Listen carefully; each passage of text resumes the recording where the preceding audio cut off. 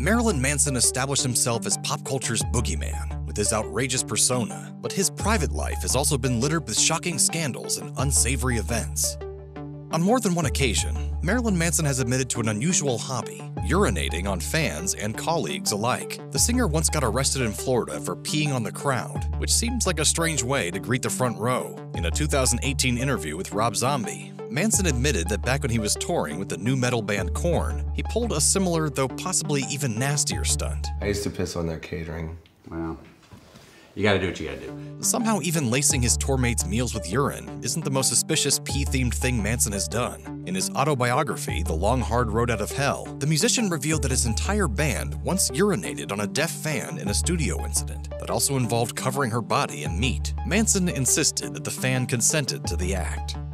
In July 2001, stage security guard Joshua Kiesler had a rather unpleasant and close encounter with Manson at a concert in Detroit. Manson earned himself an array of charges when he allegedly ambushed Kiesler from behind, wrapped his legs around him, and rubbed himself against Kiesler's head. This didn't go down well with Kiesler, who sued Manson for sexual assault and intentional infliction of emotional distress. Manson ultimately pleaded no contest to the charges and paid a reported $4,000 in fines. On January 28, 2004, he settled with Kiesler. The sum was undisclosed, but the plaintiff seems to have been happy with the outcome, saying the following in a statement: "I can now go on with my life and try to close this unhappy chapter."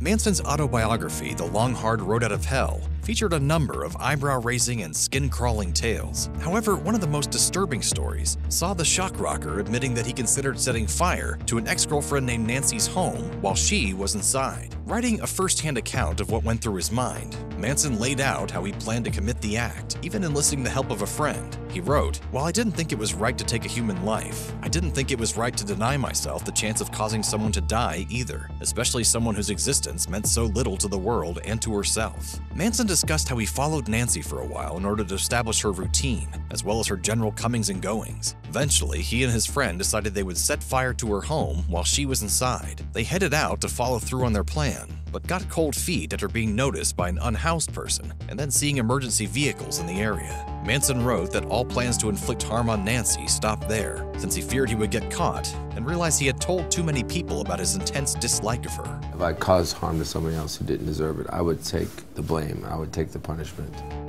Manson isn't a stranger to drug abuse and outlandish claims, but in a 2017 interview with Rolling Stone, he managed to combine the two in a characteristically gruesome manner. When asked about the drugs he absolutely avoids, he casually revealed that he's attempted to get high on human bones. However, he doesn't recommend the experience. He said, "I've smoked human bones and taken acid. I don't want to do either again, because all your demons appear when you smoke bones or take acid. The older you get, the more demons chase you around and you have nightmares." Though acid and human remains appear to be strictly on his do not consume list, Manson still considered both superior alternatives to bath salts. The stated reason for avoiding that particular drug: "I don't want my flesh to fall off." This actually isn't the first time Manson has discussed smoking human bones. In a 1997 interview with High Times, Manson actually called the interviewer back to recount a tale of him and an old bandmate raiding graves in New Orleans to acquire human bones, some of which they eventually smoked. On this occasion, he didn't mention seeing demons, but did note that the experience gave him a headache and that the smoke smelled awful.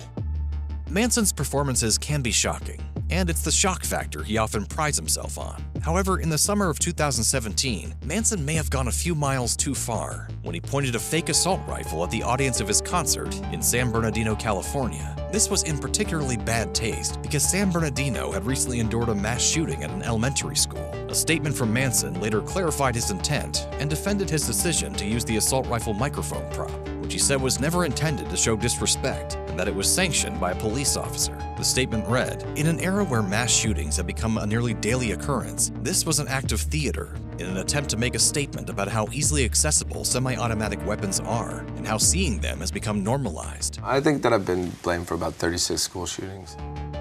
In 1998, executive editor of Spin magazine, Craig Marks, got a little too close for comfort to Marilyn Manson for both his and his bodyguard's liking. Marks was present at the artist's concert at New York's Hammerstein Ballroom, but ended the night getting roughed up by Manson's bodyguards. In addition, he says the singer hurled some pretty nasty threats at him. According to Marks, Manson said the following, "I can kill you. I can kill your family. I can kill everyone you know. The editor felt that the whole thing was Manson's revenge for having to share the magazine's cover with another artist instead of having it all for himself. The whole encounter shook Marks, who sued the musician for a total of $6 million. As for Manson, he told Alternative Press in 2016 that his altercation with the Spin editor apparently included more than his bodyguards and verbal threats. He claimed the following about the incident: "Once I got arrested for putting a gun in the mouth of the editor of Spin, and I hid out at the Trump Tower." As for the lawsuit, it was ultimately settled. One of Manson's most famous relationships was with burlesque star Dita Von Teese, but their story ended in 2006 when she suddenly left him and filed for divorce just days later. Von Teese freely admitted that their relationship didn't end because of a lack of love on her part, and that leaving Manson was hard. She was rather reluctant to elaborate on precisely what caused her to leave Manson, but she has made it clear that she very much had her reasons. She told Harper's Bazaar, "Let's just say that it must have been something pretty bad for me to move out of the house after 6 years together and to pack up my stuff on Christmas Eve." In 2021, and in the wake of abuse allegations against Manson, Von Teese opened up about the circumstances of their relationship ending. Posting a statement on Instagram, she revealed that she left Manson because of infidelity and drug abuse. Though she noted that her experiences with him didn't include the sorts of horrors that have been in the news recently, she expressed her support for people who have been abused in relationships. Getting married was sort of like the kiss of death for us.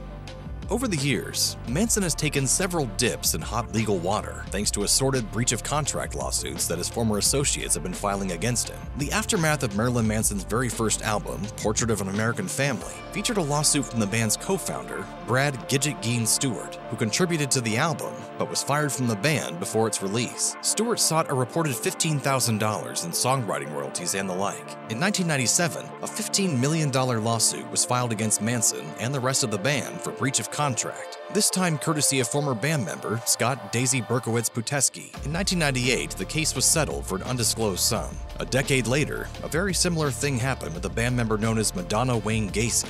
In 2007, Manson's former keyboard player Stephen Beer sued the singer for over $20 million, claiming Manson had used a considerable amount of money belonging to the other band members to fund his various morbid excesses. In 2009, the case was settled out of court for $380,000.